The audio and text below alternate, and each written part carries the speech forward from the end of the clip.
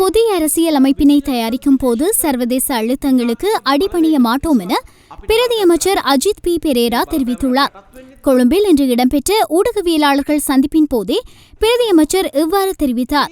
இன்றைய ஊடக சந்திப்பின் போது புதிய அரசியல் அமைப்பு குறித்து அவர் தொடர்ந்தும் குறிப்பிடுகையில், ආණ්ඩුව විදිහට අපි බොහොම පැහැදිලි ස්ථාවරයක ඉන්නවා ගරු ජනාධිපතිතුමා ගරු අගමැතිතුමා අපි அரசாங்கம் என்ற வகையில் ஜனாதிபதி பிரதமர் உட்பட நாம் நம்மோடு இணைந்துள்ள புதிய உறுப்பினர்களும் புதிய அரசியலமைப்பினை உருவாக்குவதில் அர்ப்பணிப்புடன் செயற்படுகின்றோம். நாட்டுக்கு தேவையான புதிய நவீன ஜனநாயக ரீதியிலான அரசியலமைப்பினை மிக விரைவில் உருவாக்கி அதனை நிறைவு செய்து நாடாளுமன்றில் 3/2 பெரும்பான்மையுடன் அதனை நிறைவேற்றி மக்கள் மத்தியில் கொண்டு சென்று சர்வஜன வாக்கெடுப்பு நடத்தி மக்களின் அனுமதியை பெற்று இந்நாட்டின் ஜனநாயகத்தை நிலைநிறுத்துவோம். இதன் போது என்ன மாதிரியான அழுத்தங்கள் வந்தாலும் எவ்வகையிலான கூட்டு சதிகள் இடம்பெற்றாலும் நாம் நமது நாட்டுக்கு தேவையான ஒரு நடைமுறையினை மேற்கொள்வோம். இந்த நடைமுறையின் போது எந்த ஒரு சர்வதேச அழுத்தமோ தலையீடாக இருக்காது.